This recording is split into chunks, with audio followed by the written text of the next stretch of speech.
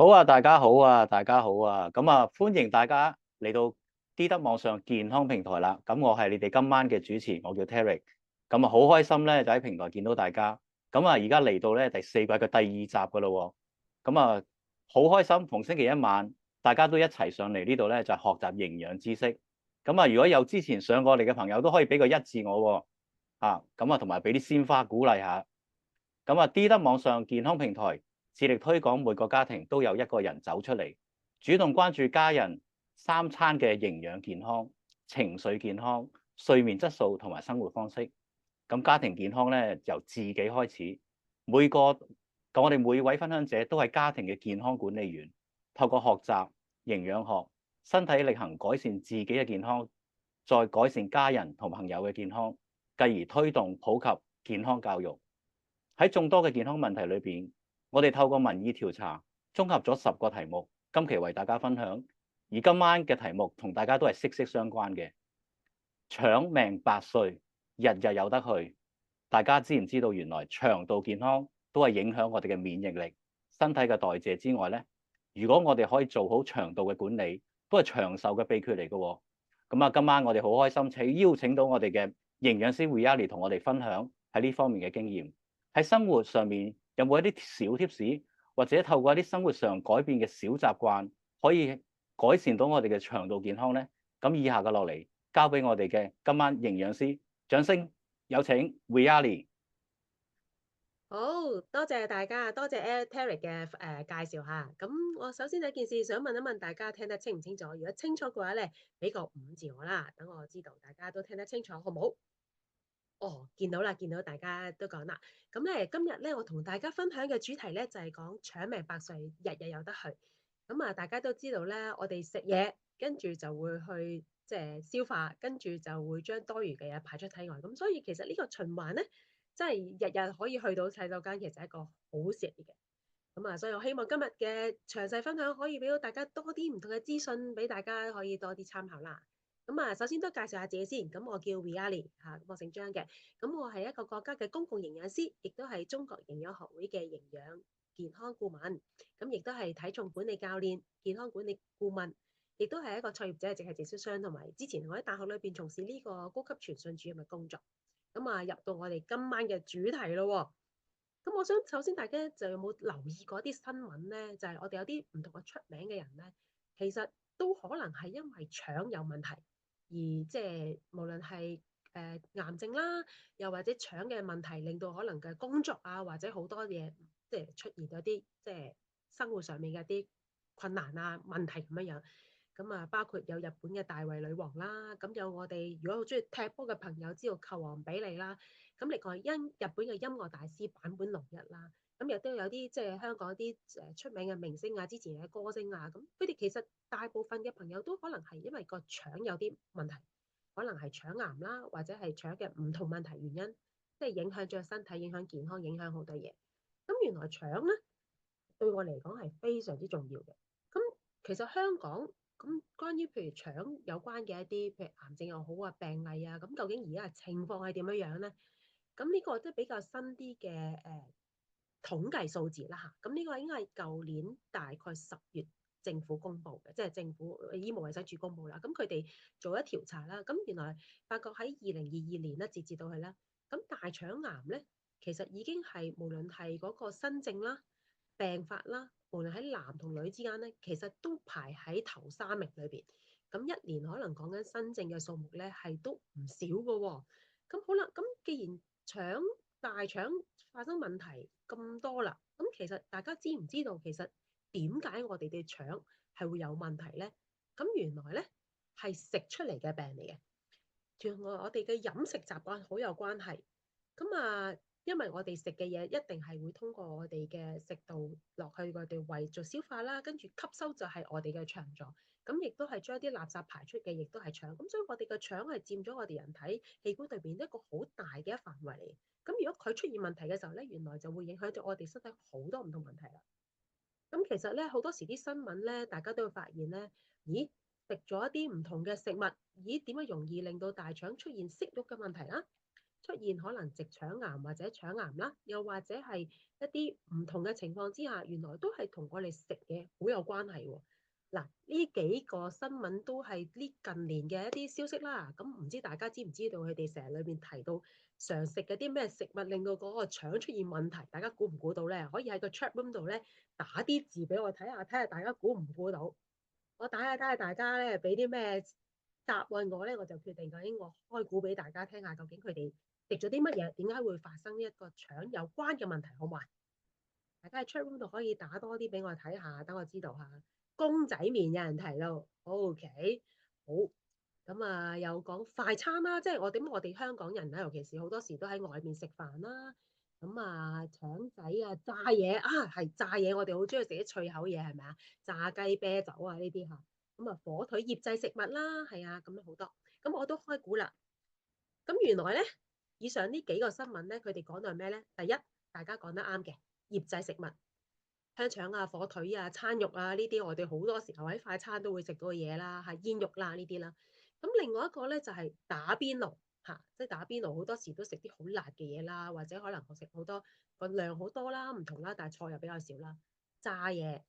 另外就係甜嘢啦。咁啊，大家好多時飲品，你見到成行成市，街上面周圍都係啲飲品嘅鋪頭，咁原來都係嘅。咁另外有對夫婦嗰個咧，原來佢哋食得多係咩咧？一啲超級肥嘅嘢，就係我哋中國人講客家人好中意食嘅咧，梅菜扣肉，好美味啊！咁但係原來呢啲咁肥膩嘅嘢會令到我哋個腸出現好多問題。咁炸嘢又係啦，呢個都係通常大家都會知道嘅問題嚟嘅。好，好啦，咁跟住其實腸道究竟有幾咁緊要咧？點解我哋嘅腸會影響我哋嘅身體好多啲唔同嘅問題咧？咁腸道咧係對人係我哋90%嘅消化吸收嘅營養嘅素咧，都係要透過腸道去吸收嘅。咁腸係我哋最大嘅加油站，我哋食嘢落去營養能夠俾到我哋身體各個細胞嘅話咧，都要靠個腸去吸收。咁另外原來有超過80%嘅毒素咧，都係靠腸排出體外嘅。咁亦都我哋知道啦，細胞健康嘅話咧，第一要有營養，第二就係要排走毒素嘛。咁所以腸原來咧兩樣嘢都做緊啦，吸收營養又靠佢，排清毒素都要靠佢。咁第三樣就係咧，我哋免疫保護原來都係由腸道到嚟嘅。咁原來咧人體78%嘅免疫力咧都係嚟自腸道。咁所以我哋腸道裏邊有好多菌啦、益生益菌啦。咁原來靠佢哋咧就係增強我哋嘅免疫力，免疫細胞都係由嗰度嚟嘅。咁所以腸道就成為咗我哋人體一個免疫嘅係重要嘅器官之一啦。咁而腸道亦都係我哋免疫系統嘅最前線嚟㗎，佢哋調節我哋嘅免疫功能啦，咁抑制我哋致病菌嘅一啲細胞啦，咁亦都減少我哋過敏反應。咁如果我哋腸唔乾淨或者腸有問題嘅話咧，原來我哋人體都會容易個產生呢個過敏嘅反應嘅，即係包括佢哋嗰啲濕疹啊、皮膚敏感啊，咁好多時或者腸有啲可能好多時會肚瀉啊，或者係便秘，呢啲全部都係腸裏面嚟。咁原來我哋消化道嘅黏膜表面面積係好大嘅。咁如果我哋呢個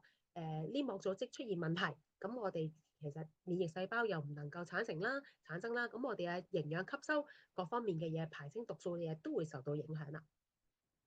咁而通常啲病變，譬如我哋最擔心嘅，即係譬如真係大腸癌，咁其實佢點樣演變出嚟嘅咧？咁其實正常嘅時候咧，我哋嘅腸道咧都會有啲凹凹凸凸嘅地方嘅。咁但係當如果有一啲異常嘅發生，譬如啲細胞有啲病變，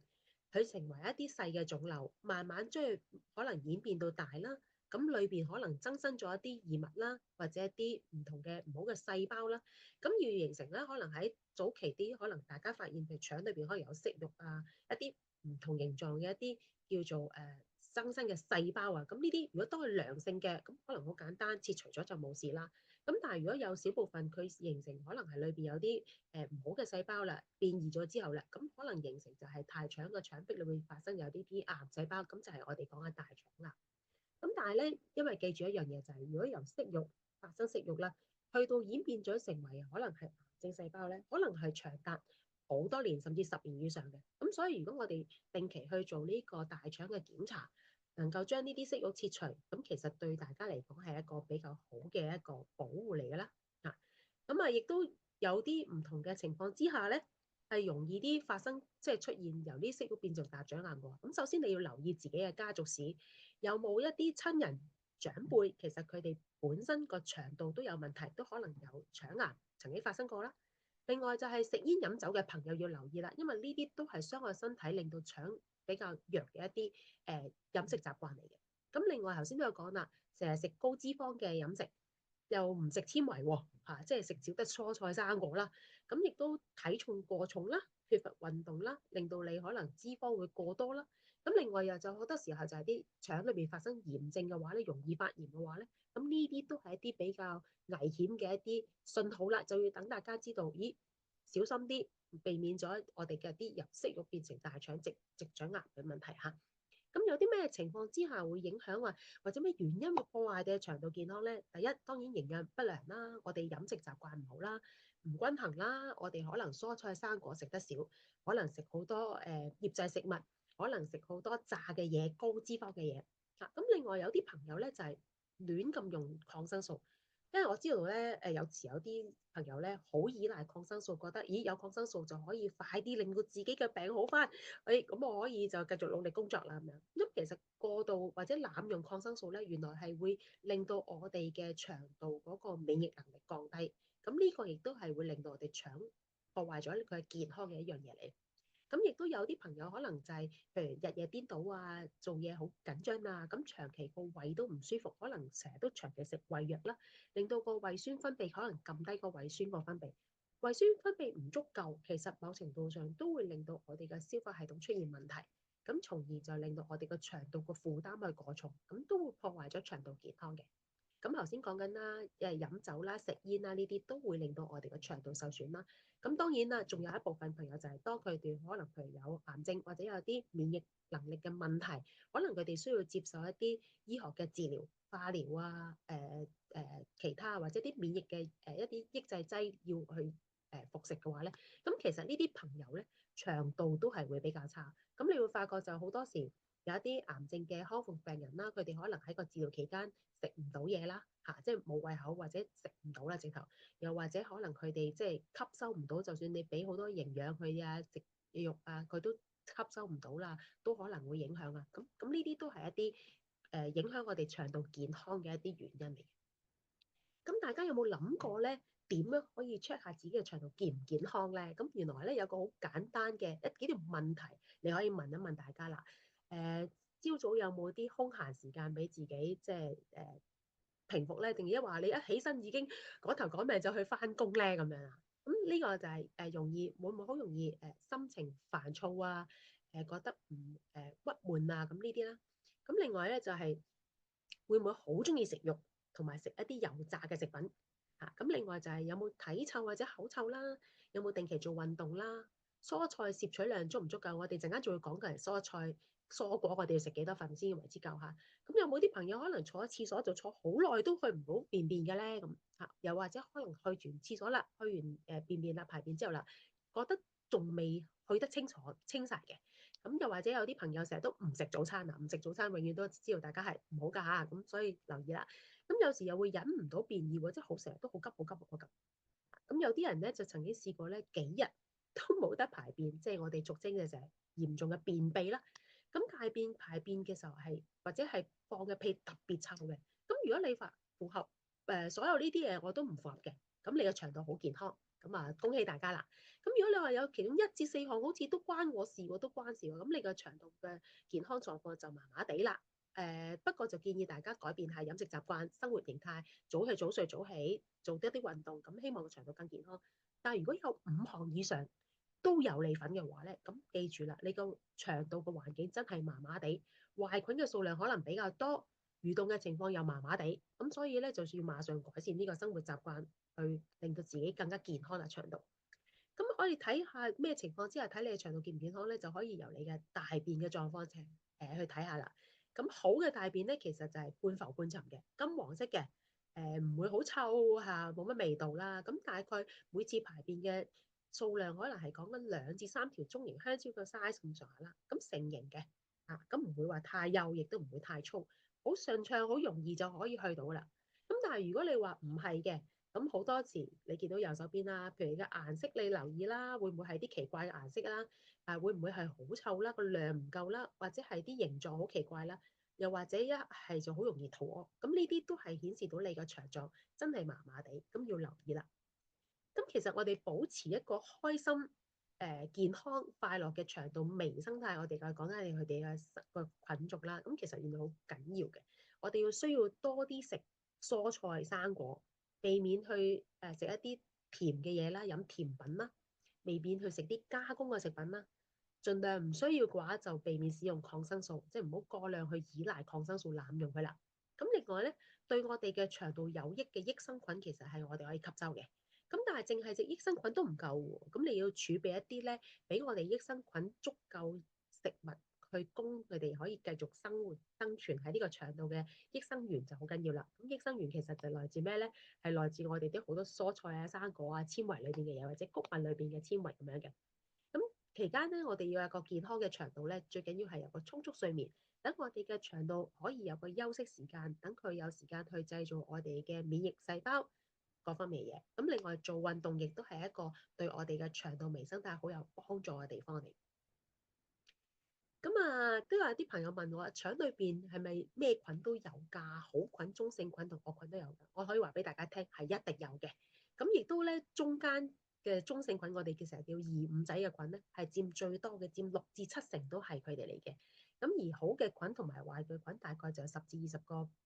percent 左右啦。咁原來咧，我哋中間呢啲中性菌咧，就好睇下究竟我哋咧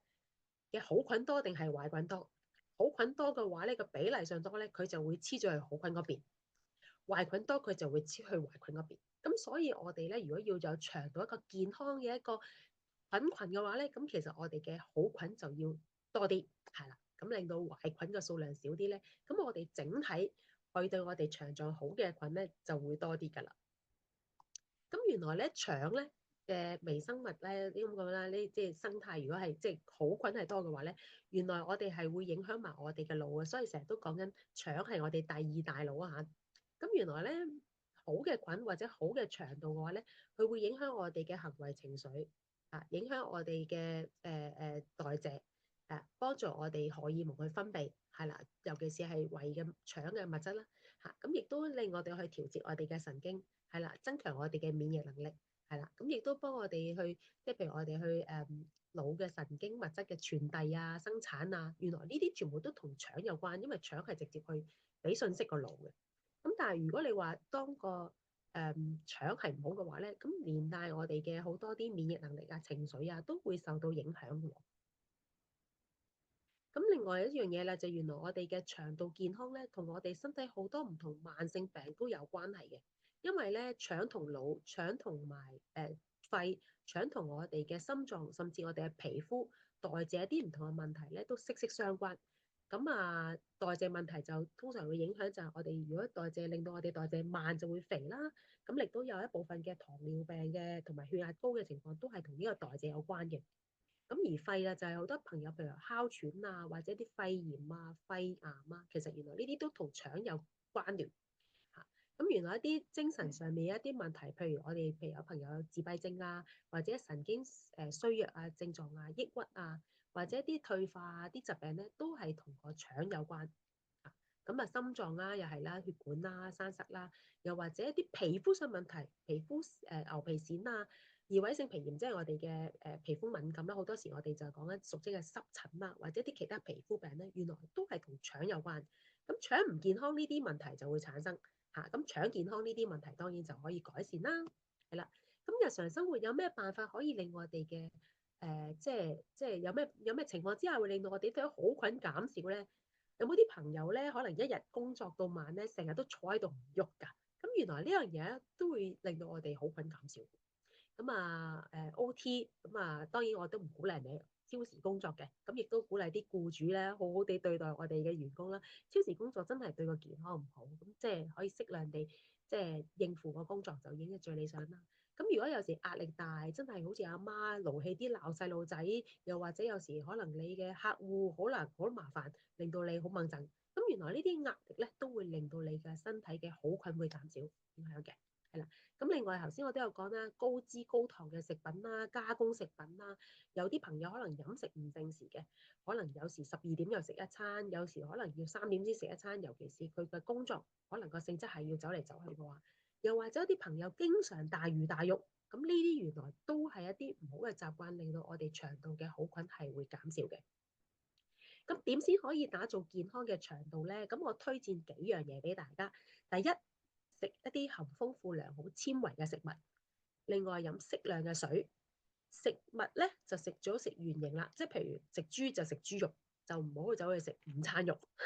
係啦。咁啊食牛就好過，即係食一塊牛扒啦，牛肉咧就好過去走去食一個漢堡扒咁樣，即係免治牛肉佢加咗好多其他添加劑。咁另外咩叫低福敏嘅食品咧？一啲低令到自己容易敏感嘅食品啊，咁呢啲可能係低糖啦、天然食品啦，咁呢個係俾大家知嘅。咁包括一啲乜嘢嘅叫做蔬菜對個腸道係最中意咧，包括大蒜啦、洋葱啦、韭菜啦、蘆筍啦、谷芋啦、香蕉啦、海草啦、小麥、燕麥、大麥呢一啲，其實都係腸道中意嘅食物嚟嘅，令到我哋養好菌嘅一啲食物嚟嘅。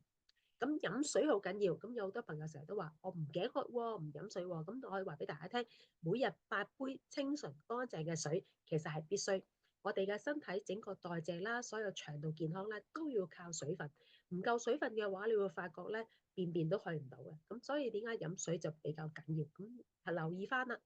食物嘅原型啦，就我哋食啲天然嘅食物啦，唔好食啲加工嘅食物啦。咁另外就係食真係要食足夠嘅蔬果，裏邊有酵素，亦都幫到腸道健康咁樣嘅。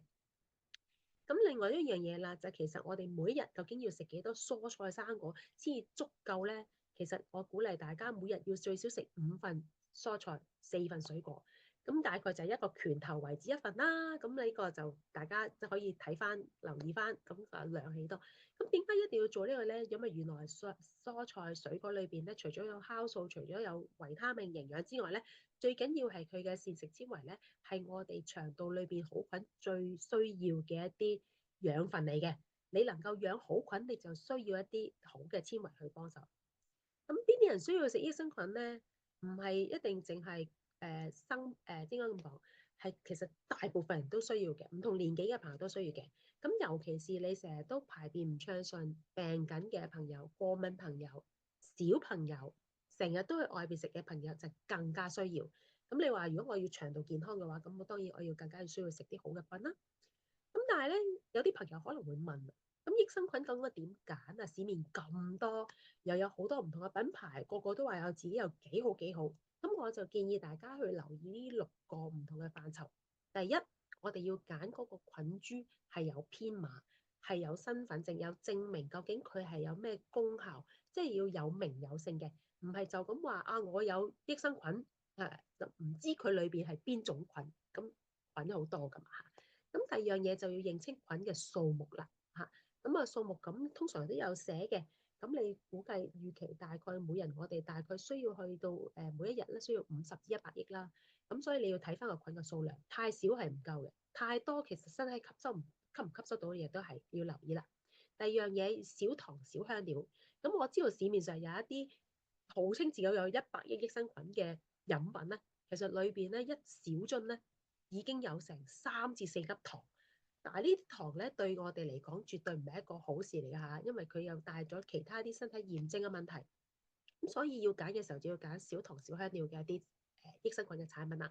咁另外個包埋技術就話，究竟佢能唔能夠喺我哋食落肚，經過胃酸、經過膽汁呢個咁酸咁鹼嘅一啲唔同嘅地方，去到腸道都繼續可以做到效果咧？咁呢個就要留意個包埋技術啦。即係點樣樣去複物啊？咁另外複方成分就比呢個單方嘅即係簡單嘅配方成分會更加理想啦，因為佢裏邊有埋益生元啦，有埋養活呢啲益生菌嘅一啲配方喺裏邊就更好啦。咁另外個劑型啦，咁有啲係要雪藏，有啲係液體狀，但係我想話俾大家聽，粉狀係最好嘅。第一容易攜帶，第二容易儲存，同埋佢嗰個包埋技術可以做得更加理想。咁好啦，我今日講咗咁多同腸有關嘅視頻咧，我相信大家都好想聽一啲唔同嘅朋友可以分享得到關於腸嘅健康對佢哋講有幾咁重要。咁我好開心啦，今日請到我朋友咧，阿 Doris 嚟到同我哋去分享。咁不如我將以下時間交俾 Doris 好唔好咧？唔該，Doris。Hello，大家好，我係 Doris。咁講翻以前嘅我啊，未有營養知識同埋飲食概念嘅時候咧，其實食嘢都只係為求飽肚啦、快啦、方便啦。因為咧都市人啊嘛，生活都係比較忙碌，同埋主要咧都係外食啊，咁自然就會少菜多肉啦、煎炸食物啊，呢啲都經常會食到。咁不知不覺咧就有肥胖同埋腸道嘅問題啦。咁成日都會肚脹脹啊，排便嘅情況咧，差起上嚟咧，其實真係會幾日都去唔到廁所，其實都幾辛苦，同埋好影響生活。個人又容易攰啦，真係行幾級樓梯咧，我都會喘氣。咁由於我真係唔想再咁落去啦，就得起心肝揾我個好朋友 Viali 去做一個營養諮詢，咁了解下自己嘅身體狀況啦，同埋我希望可以改善到自己嘅身體嘅健康問題。咁結果咧，根據佢嘅建議咧，咁我就開始認識飲食嘅哲學，認識到咧點樣去揀一啲真係真真正正好嘅食物去食，同埋亦都開始加埋一啲嘅補充營養嘅一啲補充品啦，例如益生菌啊，或者身體所需嘅各種嘅維生素等等。咁再加上一啲適當嘅運動啦，咁幾個月嘅時間咧，我就開始改善咗我嘅身體狀況啦。咁除咗咧身形就 fit 咗之外咧，最主要咧我嘅腸道咧就暢通咗，每日咧都有正常嘅排便，唔需要話再受到嗰個肚痛同埋肚脹嘅困擾，成個人咧都精神咗好多啦，唔會咁容易攰啦，行樓梯啊、做運動啊都輕鬆咗。其實咧喺期間咧，我都會都有上營養班啦，去學習更多嘅知識。因為咧，我深信了解多啲營養知識咧，係會幫助到自己之餘，亦都幫助到身邊嘅人去改善身體健康。咁而家咧，我嘅身體狀況咧都 keep 住非常之良好嘅。以前有貧血，而家都冇咗啦。咁平日咧病都少咗，就算偶爾嘅傷風感冒啦，咁都只要調理一兩日咧就會好返，就唔會好似以前咁拖幾日咧都可能好唔返。咁所以咧，其實我自己咧都好鼓勵身邊嘅朋友啦，有機會就會學習多啲營養知識，讓大家咧都可以有一個生活得更加健康同埋快樂。我今日嘅分享係咁多，多謝大家。好多謝晒阿 Doris 嘅分享，咁我都好開心聽到佢咧，即係身體因為透過營養啦，透過認識健康，即係知識咧，能夠改善身體，咁同埋最緊要就係持之以恆，能夠可以繼續 keep 住我一個好嘅飲食習慣。咁咧喺呢度咧，其實我嘅講嘅主題就差唔多啦。咁我祝福大家咧，真係能夠個長命百歲，日日有得去。咁記得守護家人嘅健康，真係由自己開始。咁我想話喺呢度咧，我希望聽緊嘅朋友嚇，如果你承諾嚟緊佢，你會真係每日食9份蔬菜生果嘅話咧，你喺個 chat room 裏面打個9字，等我知道咧，大家可以由今日開始去努力改善自己嘅身體，改善自己嘅腸道健康。咁希望大家都能夠有個幸福、開心、健康嘅生活。咁我呢度嘅講嘅時間差唔多啦，咁我將個時間交翻俾主持人啦，Terry 啊，唔該。好啊，多謝多謝 Viali 啊，好精彩嘅分享啊！咁啊，係大家喺個 chat room 度咧，俾啲鮮花同埋888咧，多謝佢先，係啦。咁咧，原來大家唔講唔知喎，真係原來腸道菌群平衡原來係咁重要嘅。咁大家仲記唔記得我哋點樣去每一日去 check 自己啊？喺1分鐘嘅檢查裏邊，你又剔到幾多個剔啊？顏色又知唔知點分咧？原來都好重要嘅喎。咁啊，透過每日觀察，加上一啲適當嘅營養、食物、飲水正確，同埋改善腸道微生物嘅生態咧，對我哋係咁重要嘅。咁啊，我哋咧就應該做好自己，日日有得去，唔單止係長命百歲，仲要係長命120歲嘅。好啦，咁啊，健康需要管理，管理就需要知識嘅。咁啊，大家可以透過介紹你嚟聽 Zoom 嘅朋友咧，簡單有一個健康諮詢，了解一下自己嘅身體狀況同埋健康狀態嘅。咁啊，除此之外，我亦都好鼓勵大家咧嚟報讀我哋嘅營養班啦。咁啊，嚟緊嘅星期4課題如何提升免疫力？咁啊，主講嘉賓徐傑醫生咁啊，徐健醫生除咗係一位兒科醫生之外咧，亦都透過營養咧，幫咗好多人改善佢哋身體嘅健康。咁大家咧記得 mark 住時間。咁啊，另外咧就好榮幸，我哋下星期一我哋第3課再請到我哋嘅營養培訓導師 Thomas 老師咧，同我哋再一次講解呢個全新嘅細胞技術，點樣可以激活細胞活力，喺細胞層面幫我哋修復 DNA，做到抗衰老、抗炎症。咁啊，大家萬勿錯過啦。好，下星期一記得大家一齊線上學習營養知識，到時喺網上健康平台再同大家見面。祝大家有一個愉快嘅晚上，拜拜。